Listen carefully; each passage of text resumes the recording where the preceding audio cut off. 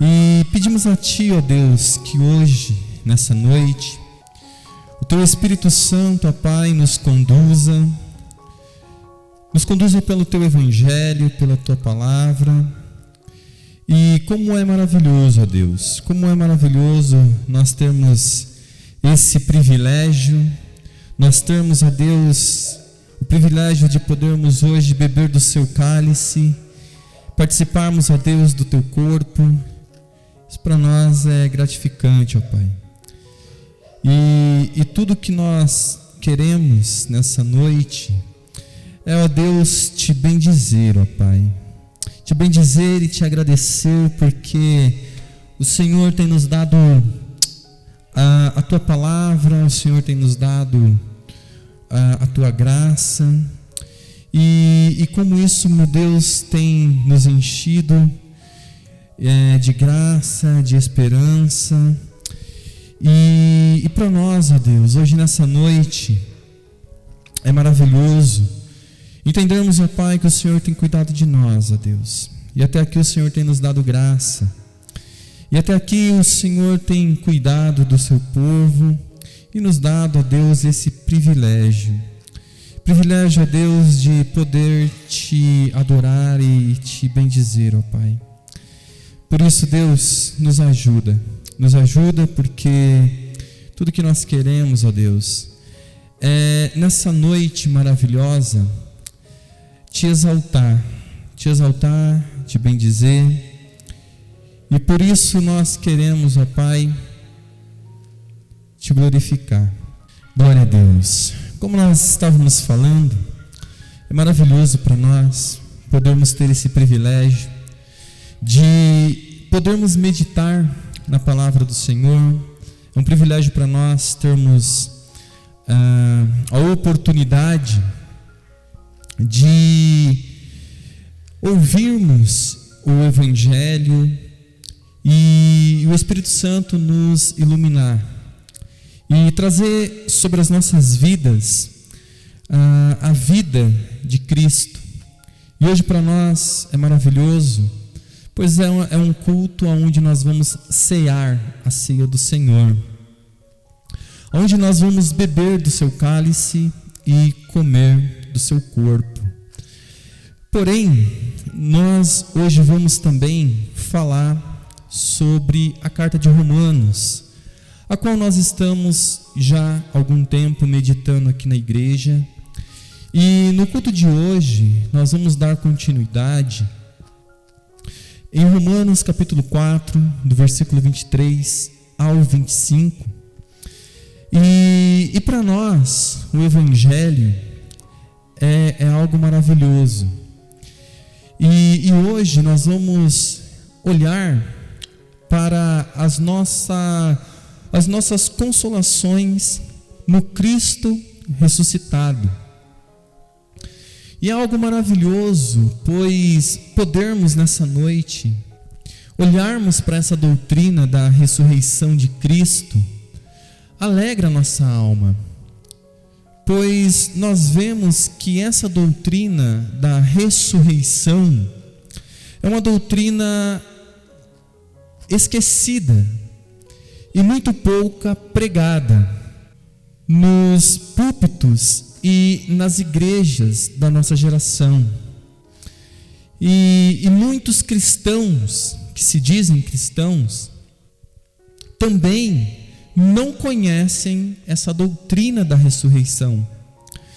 Eles não conseguem olhar a beleza dela, eles não conseguem enxergar a grandeza, eles não conseguem enxergar o quanto essa doutrina é estupenda.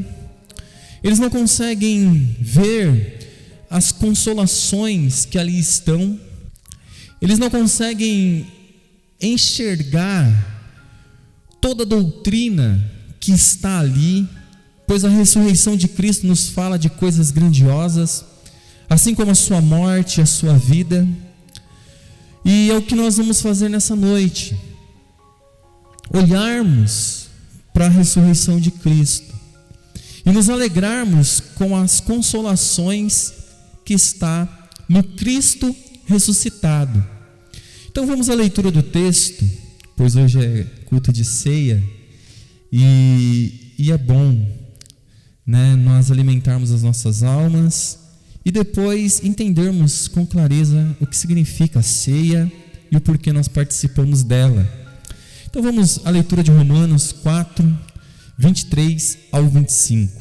Diz assim a palavra do Senhor: Ora, não só por causa dele está escrito que lhe fosse tomado em conta, mas também por nós, a quem será tomado em conta? Os que cremos naquele que dentre os mortos ressuscitou a Jesus Cristo, nosso Senhor, o qual, por nossos pecados, foi entregue e ressuscitou para nossa justificação. E isso é maravilhoso para nós, amados. Quando nós olhamos para esse texto e nós vemos ali detalhes importantes para a nossa vida. Amados, olharmos nessa noite para essa doutrina da ressurreição do nosso Senhor Jesus Cristo é algo, como eu falei, magnífico, é algo estupendo, é algo que devemos fazer isso constantemente, mas infelizmente a igreja deixa para falar da ressurreição somente no domingo de Páscoa, uma vez por ano. E isso é terrível, mas nós queremos fazer isso hoje, pois isso nos faz enxergar a glória dessa doutrina, a doutrina da ressurreição do nosso amado Senhor Jesus. Falando deste versículo que acabamos de ler, Martinho Lutero disse: nestes versículos todo o cristianismo está compreendido. E não há dúvidas de que ele está certo.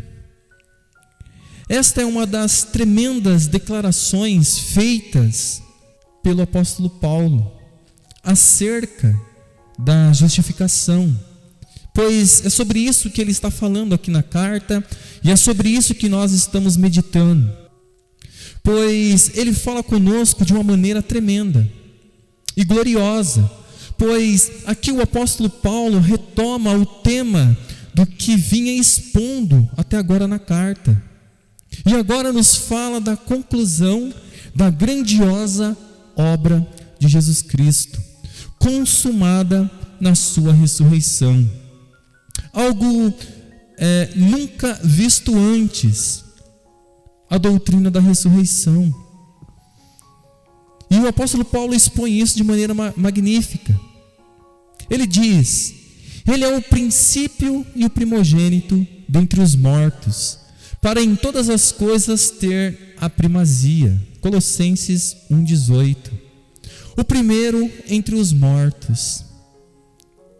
Mas talvez você, ao ouvir o que eu acabei de dizer, você me diga: outros não ressuscitaram antes de Jesus? Não temos relatos de ressurreições, pregador? Que outros homens, que até mesmo o próprio Jesus Cristo ressuscitou?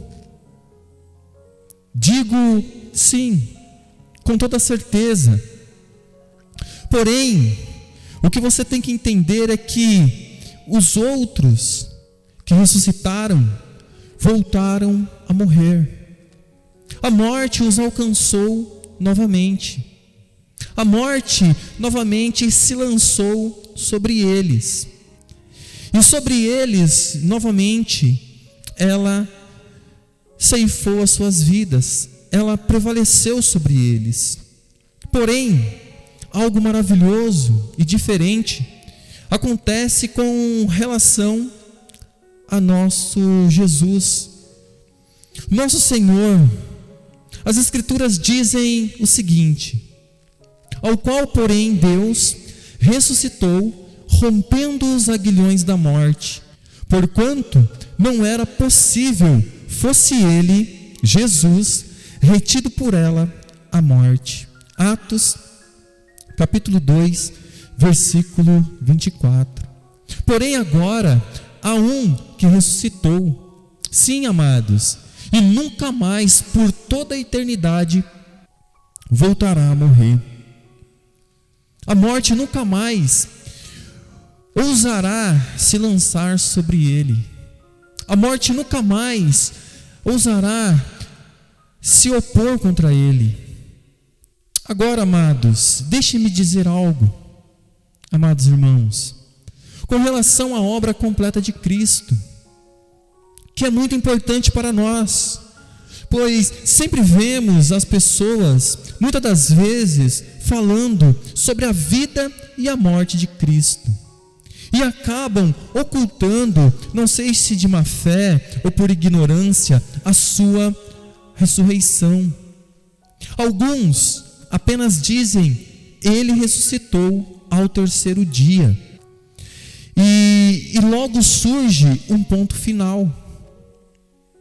Como, por exemplo, nessa época que estamos agora, de abril, nos filmes que assistimos, onde o final é o ápice, a ressurreição de Cristo, como se a sua ressurreição não falasse nada a respeito, ou tivesse algo a nos dizer, ou como nós vemos nas peças que são ensaiadas pelo mundo afora, as peças teatrais, que acabam no ato da ressurreição.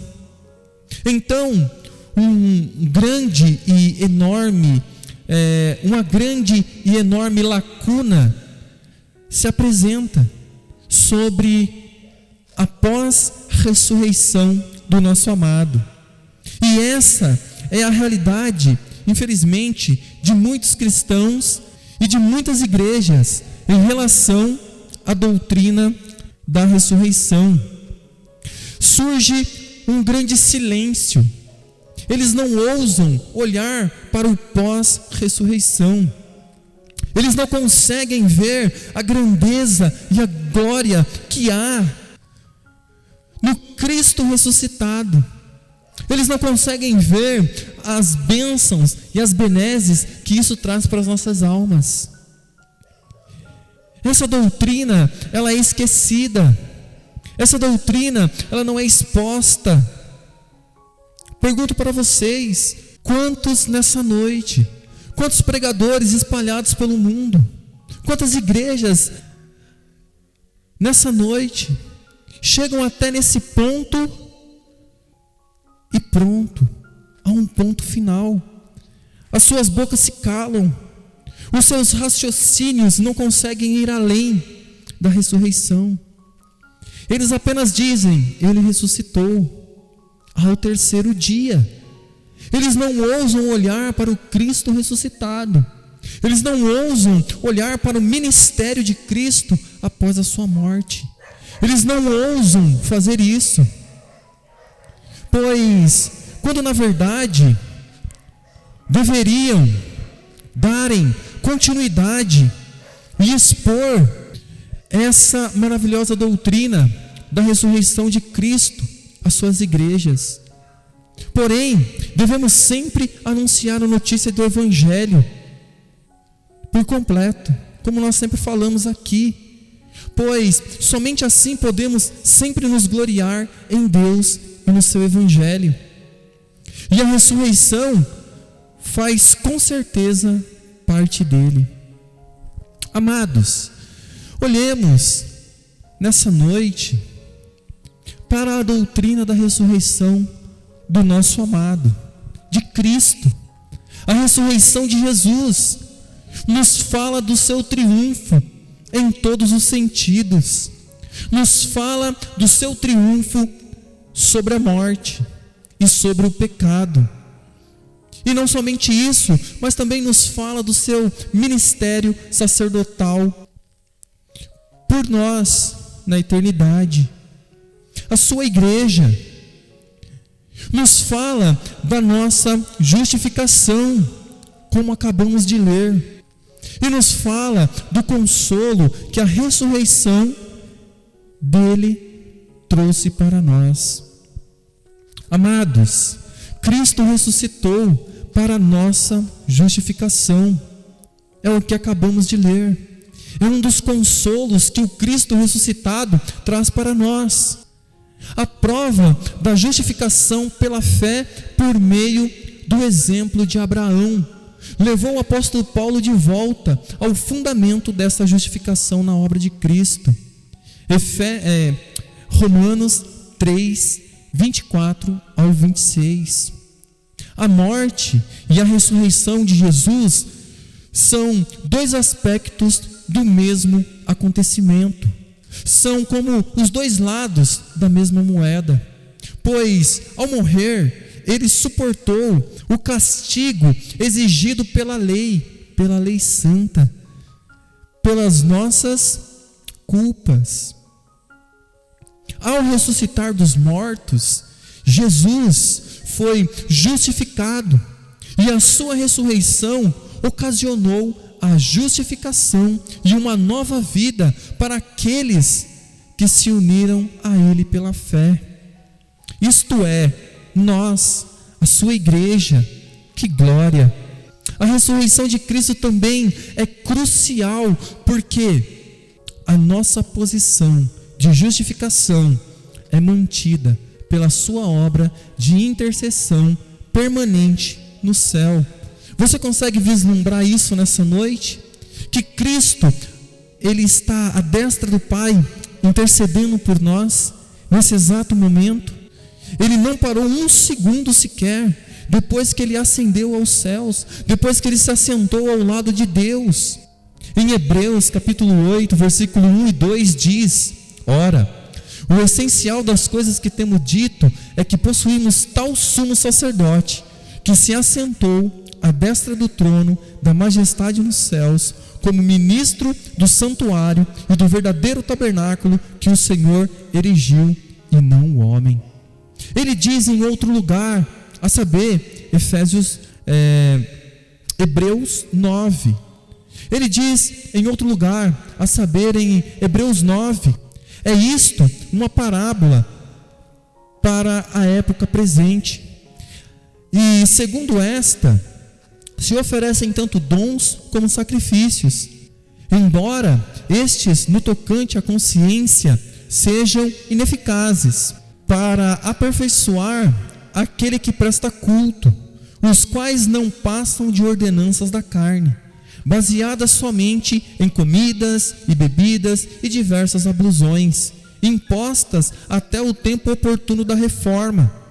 Quando, porém, veio Cristo como sumo sacerdote dos bens já realizados, mediante a maior e mais perfeito tabernáculo, não feita por mãos, quer dizer, não desta criação, não por meio de sangue de bodes e de bezerros, mas pelo seu próprio sangue, entrou no Santo dos Santos, uma vez por todas, tendo obtido eterna redenção.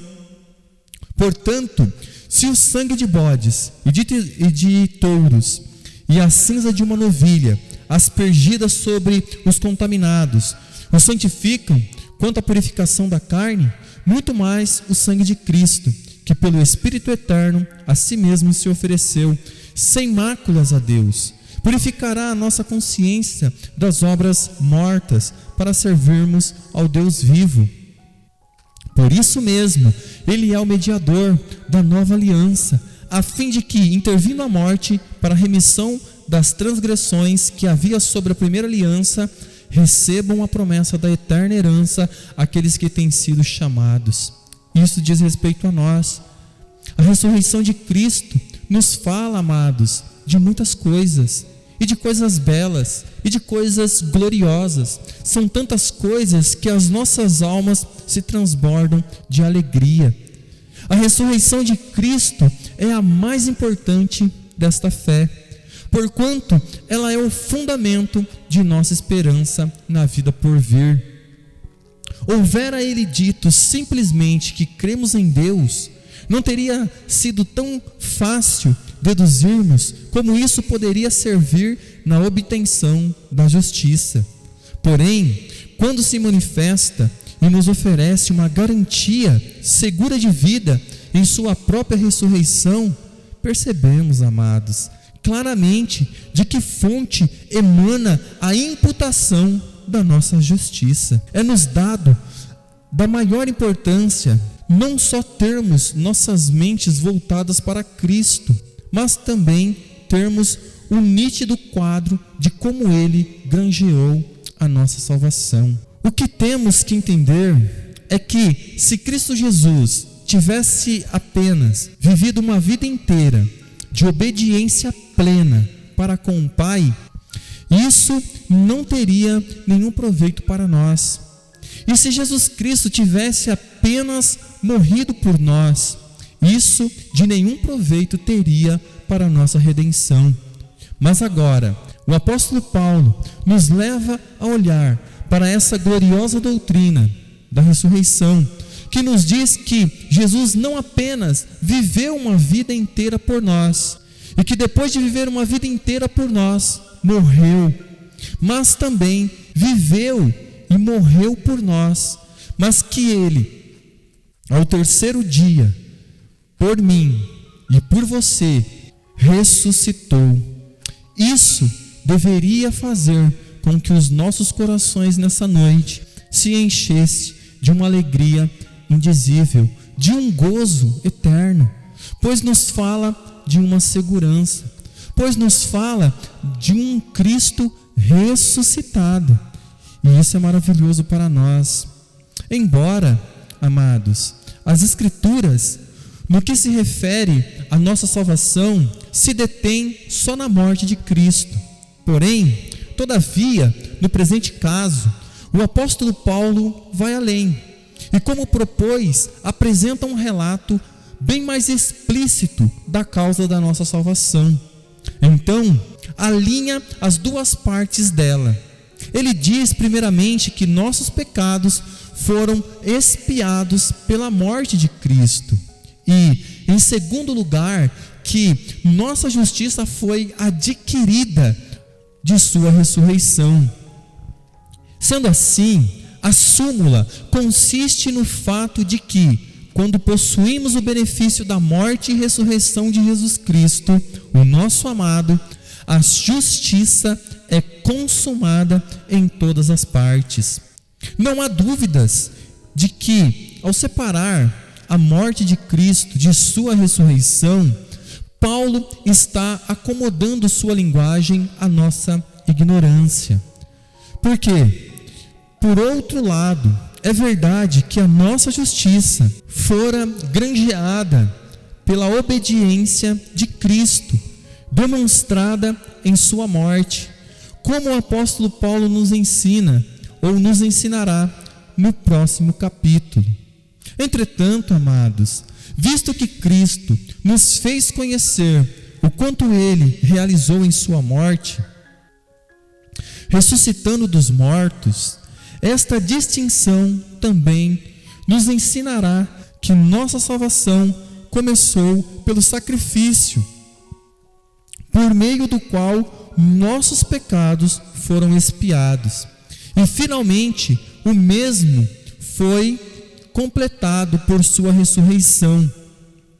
O início da justiça é nossa reconciliação com Deus, e sua completação é o reino da vida, quando a morte houver sido totalmente destruída.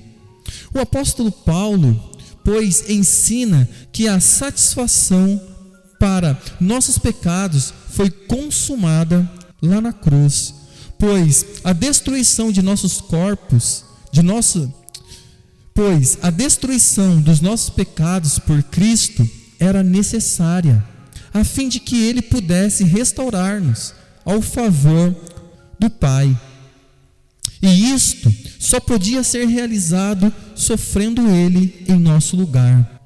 O castigo que não seríamos capazes de suportar. O castigo que não seríamos capazes, amados, de suportar. O castigo que nos traz a paz, diz Isaías, estava sobre Ele. Isaías 53:5.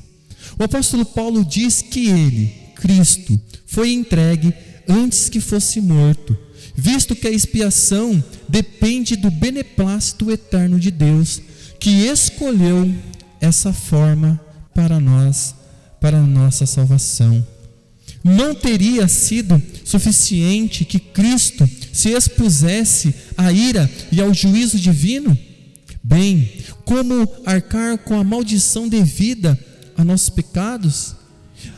A não ser que ele também emergisse como vitorioso sobre a maldição.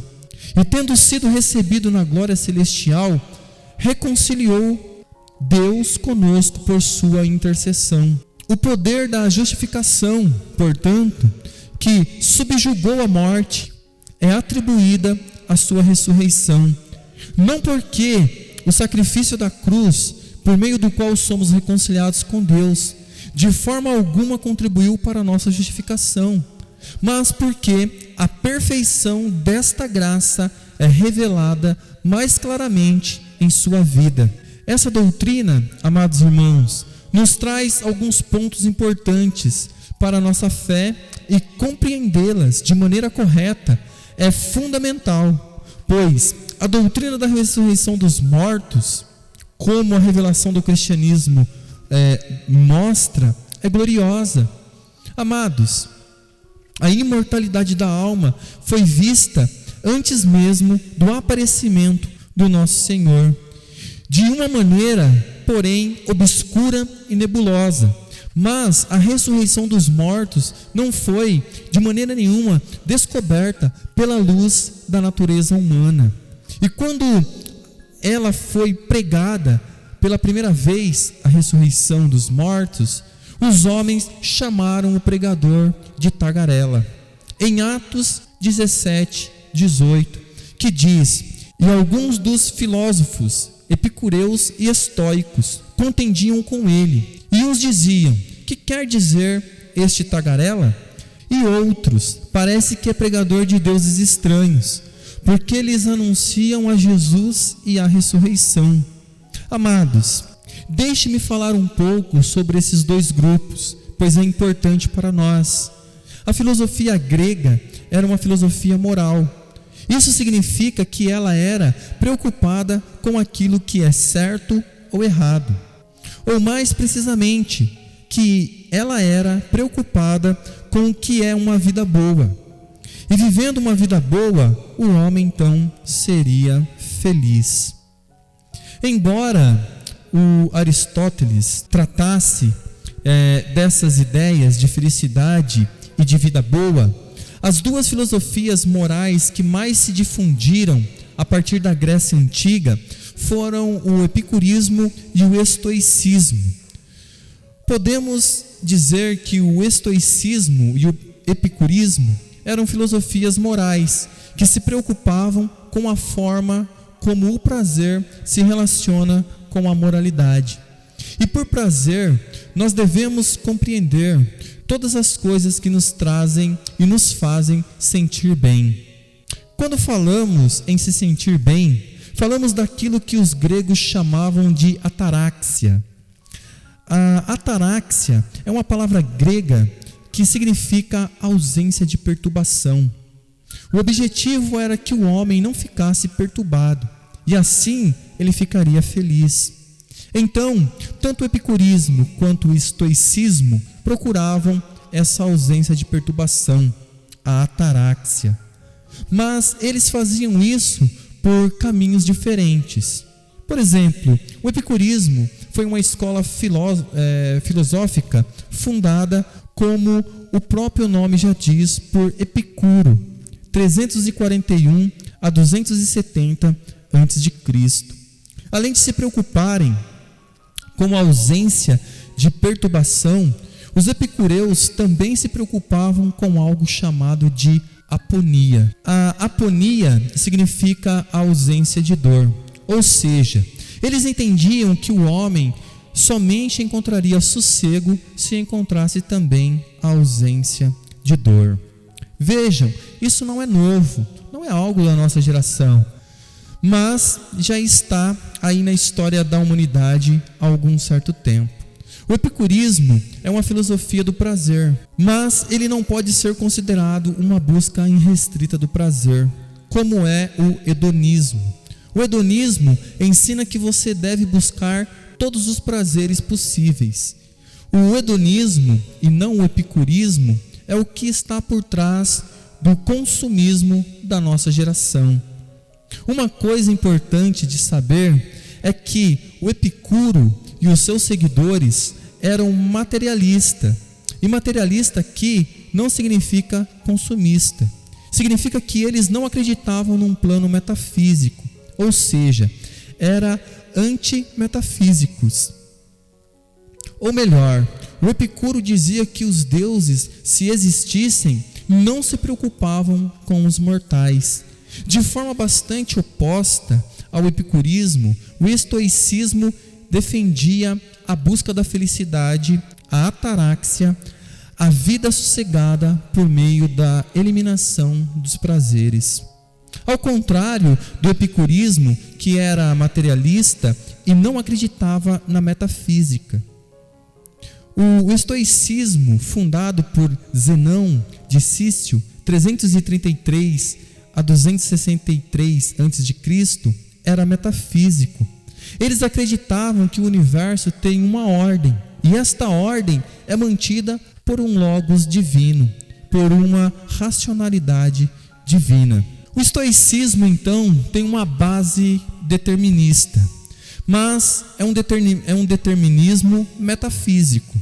A partir do seu determinismo, o estoicismo defendia que nós devemos nos conformar diante das adversidades. Mais do que isso, ele defendia que, para alcançarmos o sossego, nós deveríamos eliminar os prazeres. O contentamento seria alcançado quando nós não tivéssemos mais necessidades. Se você notar bem, a aponia, que é a ausência de dor, não era exatamente uma preocupação dos estoicos, mas isso é fácil de entender. Negando os prazeres, você pode sentir dor. Sim. Agora, cuidado. O estoicismo não defende que você deve procurar a dor, apenas que você deve se conformar diante dela. Aleluias. O nome dessa negação, então, de prazeres é asceticismo. O asceticismo vem de uma palavra grega que significa exercício espiritual. Nesse sentido, abdicar os prazeres seria, para os estoicos, um exercício espiritual, muito parecido com algumas igrejas atuais. Então Paulo, levantando-se no meio do aerópago, disse: Senhores atenienses, em tudo vos vejo acentuadamente religiosos. Veja, depois que eu mostrei esses dois grupos e no que eles creem, agora nós temos essa declaração do apóstolo Paulo em Atos capítulo 17, 22. Algumas traduções trazem supersticiosos, o que reforça o caráter do grego em sua busca por algo que estava sempre além do homem. Recorrendo à Bíblia de estudos, palavra-chave, aprendemos que a vertente grega do vocábulo é entendida como deisi dai monesteros, ou mais religiosos que os outros.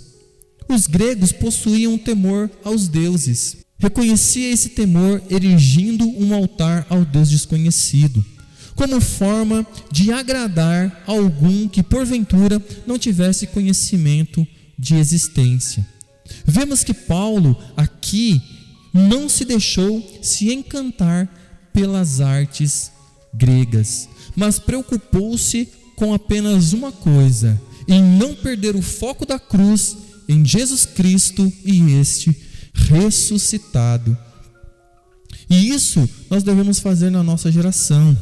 Quando lemos a história da filosofia desassociada da história do cristianismo, percebemos que a filosofia estoicista é de certa forma aceitável, mas quando a confrontamos com a palavra de Deus, contra o Evangelho, Percebemos que esta filosofia é uma tentação ao espírito. O estoico esquece-se dos limites da criatura.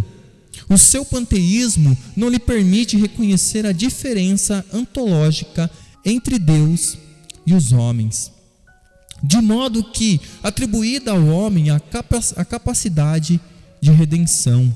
Infelizmente, esse pensamento está em algumas igrejas ditas cristãs. A grandeza do homem é exaltada pela filosofia estoicista, que não leva em conta a miserabilidade humana. Recorrendo a Paulo em sua carta aos Romanos, vemos: miserável homem que sou, eles clamando: quem me livrará do corpo desta morte? Romanos 7, 24. A miséria humana do estoico e a autonomia humana do epicureu é assumida conjuntamente pelo entendimento do desastre que o pecado original provocou na humanidade. Trazemos a miséria do primeiro Adão enraizada em nossa alma e recebemos a grandeza do segundo Adão, que é Cristo, através da morte sacrificial realizada na cruz do Calvário. Contudo, ao contrário de epicureus e estoicos, abrimos mão da escravatura obrigada, da servidão filosófica, para nos tornarmos escravos voluntários da graça herdada através de Jesus Cristo. Enquanto a filosofia estoica permite ao homem o suicídio em casos de doença incurável e perca da liberdade, a graça redentora permite somente a Deus, que é o autor da vida, tomá-la para si. Se o estoico não suportar a doença incurável e nem a perda da liberdade, podemos dizer que a sua autonomia é uma falácia, que em verdade não existe. Nessa linha de raciocínio, o cristão escudado no nosso Senhor Jesus tem mais autonomia do que o estoico. E podemos dizer isso através das experiências da igreja, como é rica em perseguições que foram suportadas em Cristo. Por exemplo, o próprio Paulo e também Silas e tantos outros amados irmãos. O que dizer então com mais precisão das experiências paulinas? E para que não me ensoberbeça com a grandeza das revelações, foi-me posto um espinho na carne, mensageiro de Satanás, para me esbofetear, a fim de que não me exalte. Por causa disso, 3 vezes pedi ao Senhor que o afastasse de mim. Então ele me disse: a minha graça te basta, porque o poder se aperfeiçoa na fraqueza. De boa vontade, pois mais me gloriei nas fraquezas, para que sobre mim repouse o poder de Cristo. 2 Coríntios 12, 7 e 9. Não iremos especular sobre isso nessa noite. Podemos imaginar que um estoico talvez cometeria suicídio por causa disto, mas não o cristão, não os discípulos de Cristo. Amados, a filosofia tateia em busca de Deus, sem saber que Ele já se revelou, sim, em seu Filho. Paulo mostra em seu discurso que Deus pode sim ser encontrado, ou melhor dizendo, que Deus encontra homens, pois nenhum homem busca a Deus. Sempre é Deus que se revela ao homem. Nunca houve na história um homem que buscou Deus e o encontrou, pois isso não existe. Segundo Romanos, eles não podiam entender que tal coisa poderia acontecer. A filosofia da natureza humana rejeitou por completo a ressurreição e ainda hoje a rejeita, pois somente pela revelação de Cristo sabemos com certeza que os mortos ressuscitam. O apóstolo Paulo nos diz aqui que ela está ligada à nossa justificação. Aqui está um dos consolos do Cristo ressuscitado. Mas não é somente isso. Essa ressurreição, amados, também está ligada e conectada com a nossa redenção. Pois as Escrituras dizem: eu os resgatarei da morte. Então vejam, amados irmãos, mais uma vez o apóstolo Paulo nos fala de um pagamento. Pois um resgate nada mais é que um pagamento de um preço por algo. Houve um pagamento pela redenção, pela nossa redenção ao Pai, pelos nossos pecados, mas também houve uma oferta de propiciação pela nossa ofensa a Deus. Mas também, amados, como isso é maravilhoso, houve um preço pago por nós, para nos livrar da morte, que é o deserto do pecado. Aqui, o apóstolo Paulo nos diz que a ressurreição de Cristo é para a nossa justificação, mas quero olhar para os dois pontos que aqui estão relacionados, que é a nossa justificação, mas também a nossa consolação na ressurreição de Jesus Cristo, o nosso amado. E isso está apontando para o pagamento feito por nós ao Pai. Nós sabemos, amados, que Ele pagou o preço, e como Ele o pagou, não é mesmo? Vocês se lembram, amados irmãos? Vocês se lembram como ali naquela cruz, Ele abriu suas mãos e derramou mais do que ouro? Vocês lembram de como o seu lado foi cavado pela lança de um soldado romano, para que as minas profundas de sua riqueza de vida pudessem ser esvaziadas para nós? Foi assim, amados, que o nosso Senhor Jesus, o nosso amado, pagou o preço do resgate, meus irmãos. Não foi com prata ou ouro ou qualquer outra coisa perecível, não, mas sim com o seu precioso sangue, sangue santo do Cordeiro. E podemos ver que isso nos fala, pois em Romanos 8:23 diz: e não só ela, mas nós mesmos, que temos as primícias do Espírito, também gememos em nós mesmos, esperando a adoção, a saber, a redenção do nosso corpo. Amados, Cristo ressuscitou para a nossa justificação, sim, mas também pela redenção de nossos corpos. Isso não é maravilhoso? Isso não é cheio de amor? Isso não é gracioso para nós? Visto que a justificação nos fala de salvação, podemos ver que essas coisas está ligado. Outra palavra é usada na frase paralela do nosso texto: eu os resgatarei da morte. Isso se refere ao resgate de uma herança pelo parente mais próximo, porque eu sei que meu Redentor vive, foram as palavras de Jó, em Jó 19:25. É a base da confiança de Jó quanto à sua ressurreição e justificação. Meu Redentor, parente mais próximo, a quem o direito da redenção pertencia por equidade, interveio e redimiu totalmente a minha alma e o meu corpo. Amados, isso fala conosco. Será que esse é o grito da nossa alma nessa noite? Será que podemos gritar: eu sei que o meu Redentor vive e que em breve se levantará em meu favor? Amados, assim como Jó tinha essa certeza quanto à sua ressurreição e quanto à sua justificação, que tenhamos a mesma confiança.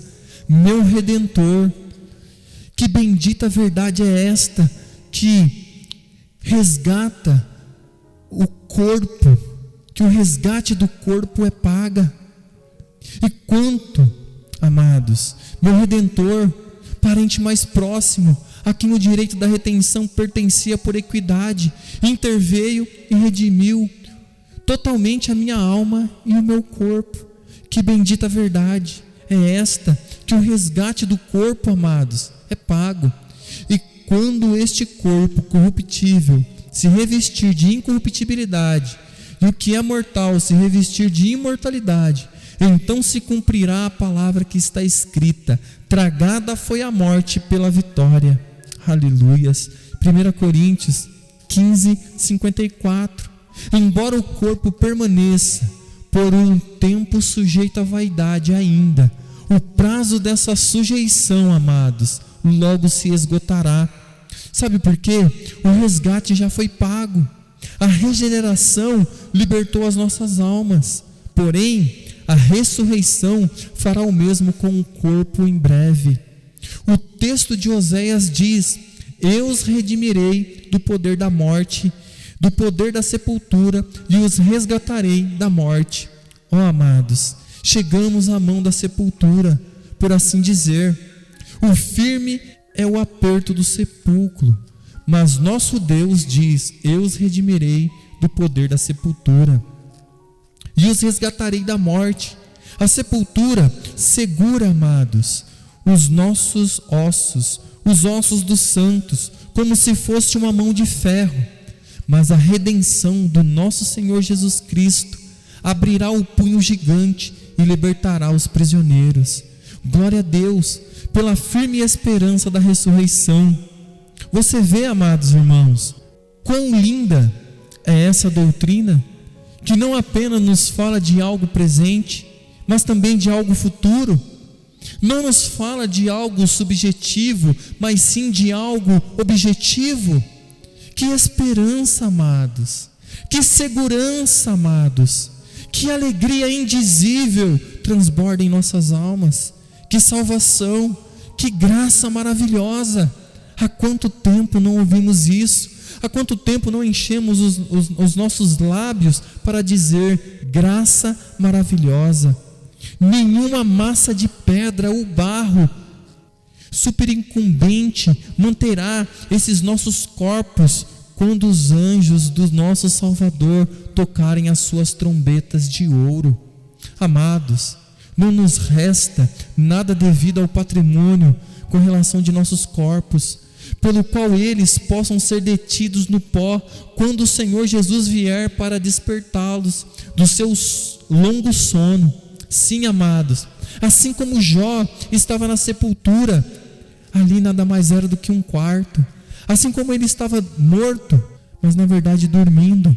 Assim como a voz de Cristo o despertou, o tocar das trombetas despertará a nós também.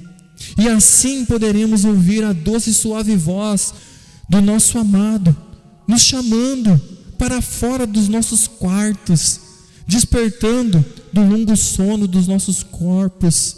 Amados, nós então ressuscitaremos para nos encontrar com Ele nas alturas, como diz Paulo. Mas nós que estamos vivos seremos transformados, e os que estão mortos serão ressuscitados. Amados, assim como Lázaro ouviu a voz do seu amado, nós também ouviremos o ressoar da trombeta de ouro. Nós também ouviremos e ressuscitaremos. Aqui está o consolo do Cristo ressuscitado para nós. Ele ressuscitou para a nossa justificação, mas Ele ressuscitou também para a nossa redenção, por completo, corpo e alma.